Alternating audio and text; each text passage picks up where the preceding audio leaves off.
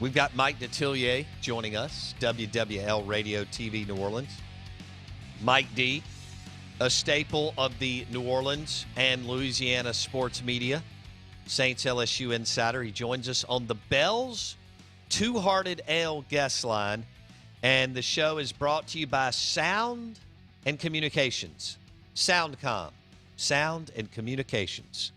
And the leader in AV, audio, and visual systems and equipment. They can both design and install at Sound and Communications. SoundcomAV.com. Mike D joining us on the Out of Bounds show. Mike, let's start with LSU before I get into some of the Saints stuff. And were you surprised? A lot of times we see one quarterback transfer, but were you surprised to see both Miles Brennan and Max Johnson transfer? Well, at the time with Miles, that didn't surprise me, okay, just because it comes to a point here where I think maybe you better off somewhere else. He had come here because of his relationship with Coach O and his family. And, man, he's got a bit of buzzard luck, so to speak. Just a freak injury last year, and with his hip and groin and everything, and then bang, he gets hurt catching, a flip flop, so to speak, in a stairs, and takes a tumble and breaks his arm. So that didn't surprise me. That he felt maybe, listen, I got to go somewhere else. Maybe this is a sign from above. Maybe God's telling me maybe I should leave. With Max, I had the feeling from late in the season on he was not going to stay. There was a lot of defensive players that were upset with the way the offense was rolling. They were playing well, but their offense couldn't score. And I think he was maybe taking a little of this personally, so to speak. And no matter what, I know, you grew up in that family, your dad's a former NFL quarterback and that sort of thing, but that finger was pointed at him quite a bit. And I think he just decided to move on. Now, everybody's going to have another spin on this story, but I think he took it personally that, hey, maybe this isn't right for me and I have to leave. So at that time, no. Neither one of them surprised me that they would leave. The big deal here is, what would Nussmeier do with the red shirt? My thing is, much is made about a little thing, about a red shirt. Come on, if you can play, it doesn't make any difference about that red shirt season. So it's up to Garrett if he wants to play or not in the bowl game. But if I'm Nussmeier, and now the door is wide open for him to at least enter the spring as the starter, why the hell wouldn't I play? Why wouldn't I play in this bowl game? But, again, we're dealing in another world of the way quarterbacks are handle things in the transfer portal. And I'm certain that LSU will go that route. That LSU will try to get another quarterback because of the numbers through the transfer portal, and sign Walker Howard, who is, I think, when you put him and Archman together, they're on the same level as far as high school quarterbacks are concerned. And so you got a little competition there for Garrett, but, one thing is he ain't lacking in confidence, man. He really believes that he's the guy. And so it's an interesting situation since last year at this time you had TJ Finley, who now looks as though he's the guy at Auburn, and Max is gone, and Miles is gone. So that quarterback room is basically been wiped out. All right. Do you have a name that you think Brian Kelly, the new LSU head coach, or maybe someone on the staff, has a lead or a beat on? as far as QBs in the transfer portal, Mike? No, I don't. Okay. I've talked to a few people about it, and they all give me a different name. So, yeah. So this is going to come down to Brian, but I assume that Brian has got a guy in mind, and he's going to go after that guy as a transfer portal quarterback, and you almost have to at this stage because again, no other high school quarterback is going to sign that letter of intent with Walker Howard coming in. And with Nussmeier, you can't go into the season with just two. But man, A&M, aren't they almost in the same spot? Calzada's in the transfer portal. What's Haynes? I don't know what Haynes King is doing. Is he staying? I'm not sure. I've been told that he will not stay. Oh so wow! We'll see. Hello. We'll see on that. Okay. Because man, he's seeing what Jimbo's doing. Jimbo's signing all these, 5-star quarterbacks. Oh, so Haynes is going to have to make that decision one way or another if he wants to stay or not. But, the one thing with Jimbo, and he made this comment to me during the summer. We met up and had a long conversation, and he was pretty open about it. He said, you see what happened at LSU last year? When Miles goes down, you got two freshman quarterbacks. I said, yeah. He said, guess what? He said, they're not going to be the only one like that. And he said, well, there's going to be a time, there's going to be a lot of teams in college football that's got to give the baton over to the freshmen. And he almost predicted what happened to him. Haynes went down, and Gonzalez comes in, and he's got to be the guy. He's got to be the guy at that point. So he almost kind of foretold history in the way it's going to happen. And I do think he's absolutely right. These quarterbacks are not going to stay at these schools. They're going to leave. And the transfer portal's given them that opportunity to do so. The surprise to me was to see Rattler go to South Carolina. And I know because of his connection with the coach who had been at Oklahoma. But, if I'm looking across the college football world, do I look at South Carolina as the haven for quarterbacks to develop? No. Is that the school? So that one, I don't care who you are, that one kind of caught everybody a little off guard. And we knew about his relationship with Shane Beamer, but man, that one, he had his pick of a lot of schools. So here's a guy from Arizona that goes to Oklahoma and now ends up at South Carolina. Mike Detillier, WWL Radio TV New Orleans. This QB transfer portal stuff will be wild because if LSU's in the game and if A&M is in the game and Ole Miss is in the game and some others, that's some big name schools, and they could be fighting tooth and nail to get what they perceive as the top guys.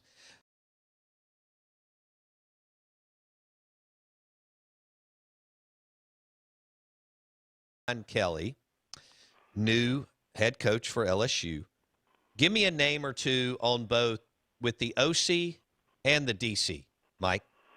With the OC, man, I've heard a ton of names, and none of them I've been able to confirm. I just think that is a super wide open area as far as that's concerned. And Brian is to any of that, which at this stage you figure that would sort of leak out. The one thing with Ed, he sort of told too many people. And so you knew pretty quickly who he was after. But,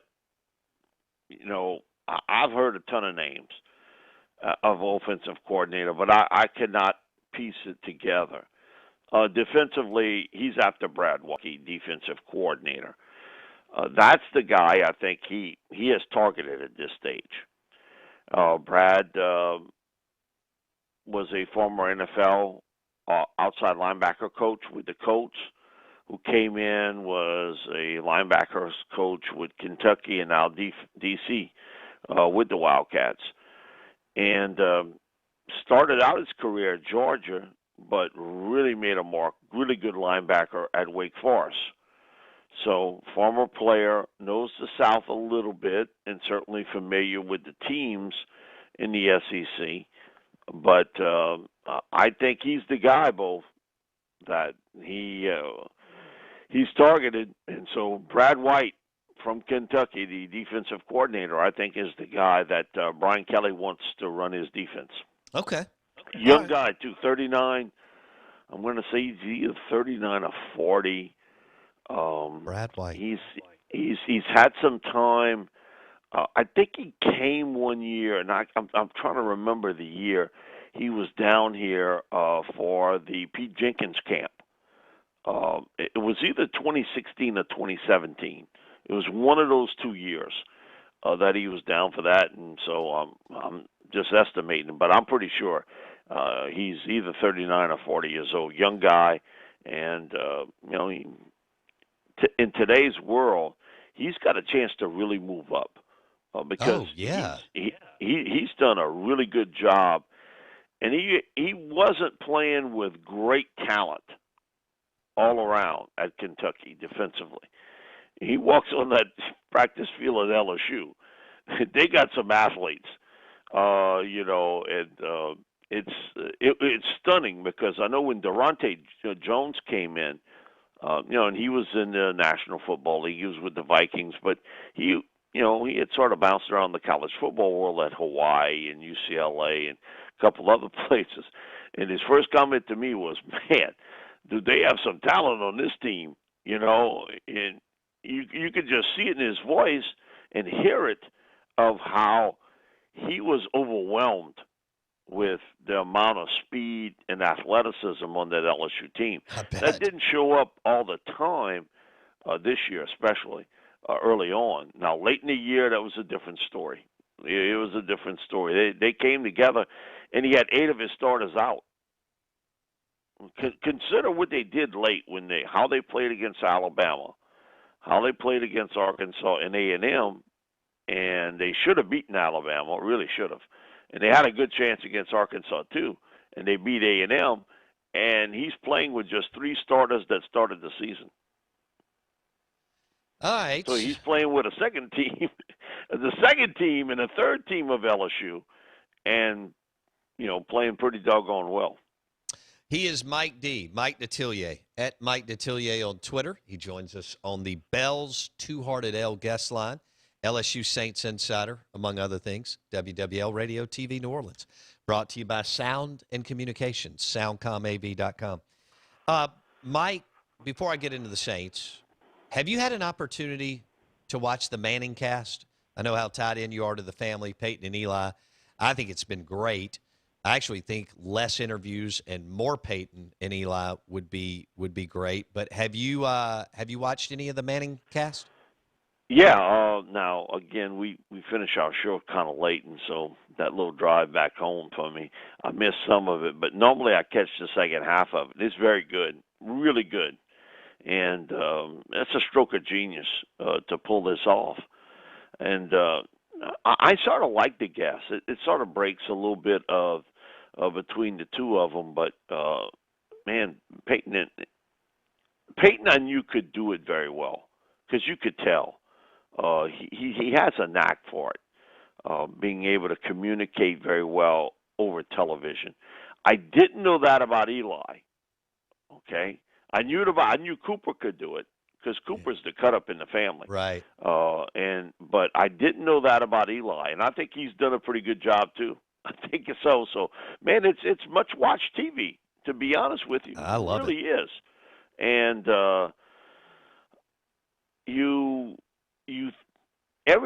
because I always thought, and I got a little bit of this from his dad, that one day Peyton would like to run an NFL team, and I still think one day that might happen. But I think he's having a lot of fun doing this. I think he's really involved in certain things in these broadcast and all that, he really, really enjoys.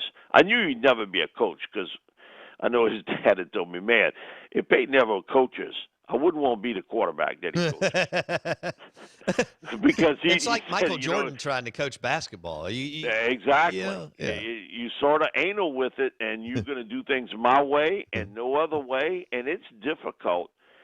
And it's funny because for years before he came back and coached the Saints, Mike Ditka was doing stuff for us at WWL, and Mike said the worst job he ever had was he was the tight ends coach, special teams coach for the Cowboys. And he said, me trying to coach tight ends was tough because he said what I had to almost forget was the way I play tight end, they can't do it. He said I had a certain talent to play that position that very few guys are going to have. And he said, listen, I'm not being pompous. I'm just being real. And I couldn't understand why that guy couldn't do it the way I could. And he said, I became the worst tight ends coach in the world. And he said, finally, Coach Landry said, enough of that. You and your tight ends are going to square off pretty soon. And it's difficult when you're that good. Sure. At doing it. It's like Magic Johnson. He tried for 5 minutes to coach at the Lakers and realized, hold on, they can't do what I did. Ted Williams, I remember growing up, he was the manager of the old Washington Senators, and he's trying to teach people how to hit. Ted Williams, the greatest hitter of all time. And so he's trying to teach, these 19, 20, 22-year-old kids how to hit a ball. It's difficult. And Ted lasted 1 year. That was it. He couldn't do it anymore. And it's just real difficult. Really, really difficult. That would be like, Kareem Abdul-Jabbar trying to teach people how to play center. Yes. Because, he was who he was. He was the greatest at doing that. As a defensive player, offensively, man, he could score. But it's tough to teach it when you've done it, and you have a certain ease in which you've done it. And while other guys really, really struggle with it, that's why I think a lot of former players have difficulties as head coaches. Right. Well, I think they've done a great job. I've really enjoyed I really do. The Manning Does cast. A great job. Mike Detillier, WWL Radio TV New Orleans on the Bell's Two-Hearted L guest line. All right, Mike, Sean Payton is so good, and that defense is so good. The organization, for the most part, has been run so well that they're going to win games. So they're not going to be able to, as we call it, crash for corral or picket.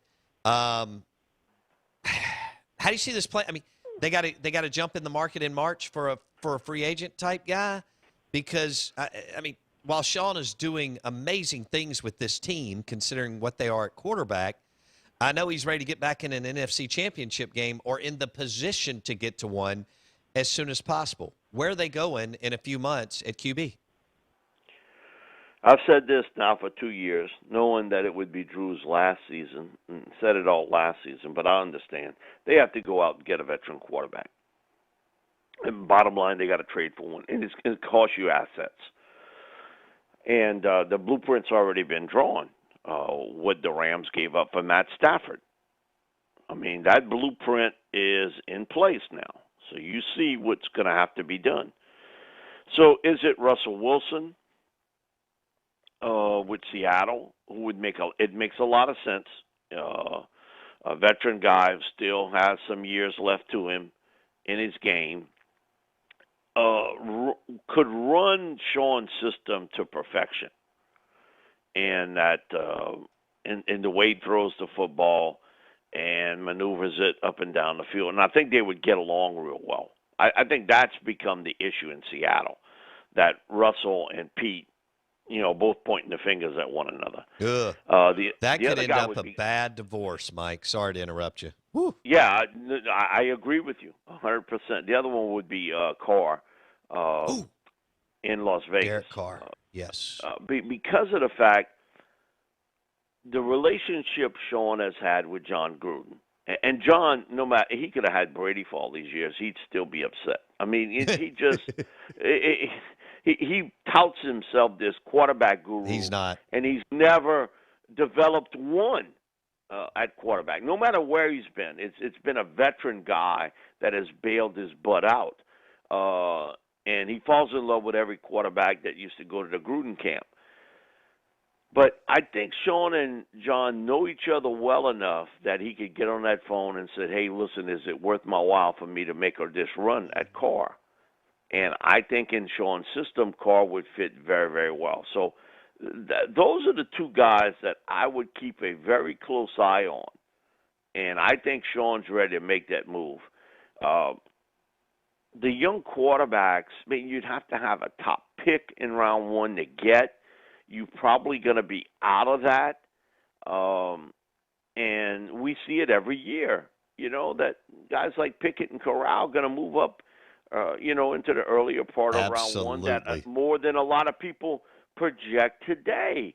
It's common sense, but a lot of them that put this together seemingly don't have a lot of it in figuring that every year it's the same thing over and over and over again. So I think they go out and get a veteran quarterback. And then you got to redo your wide receiver core. You got to go out and get a veteran. And the one thing, I don't know if Sean will ever admit this, but for the last 3 years, these drafts have been loaded at wide receiver, and he's basically ignored it. That's a great point, Mike. He used the seventh-round pick, on a receiver this year from South Alabama, but man, my thing is, man, you got all these receivers coming out of the college ranks, and you sort of saying, man, I'm happy with little Jordan Humphrey, with Traquan Smith. You had everything in the basket of Michael Thomas, everything. But he found out, Mike, once he couldn't come back from the injury, then where are you going with this? And it's as bad a receiving core as there is in the NFL. So you got to totally redo that. But I'm convinced he does not want to take a young quarterback. His history tells you he's about grooming a guy for a couple years. Now, I think maybe Ian Book could potentially down the road be that guy. But he's got to go out and get a Russell Wilson or a Carr to fit that mold for 2022. Man, Sean would be almost illegal with Russell Wilson or Derek Carr. All right, Mike Detillier, WWL Radio, TV New Orleans, Saints LSU Insider on the Out of Bounds Show. Have a great week, Mike. Thanks. Thanks a lot, Bo. Appreciate it. Mike Detillier on the Bell's Two-Hearted Ale guest line, the #1 American IPA beer in the United States, and a proven winner with all the awards. Check it out and try it. The Bell's Two-Hearted Ale. And pair it with the steak or some ribs or pork tenderloin. You will love it. Bell's Two-Hearted Ale. Back in a second. Jake Manning, 9:15.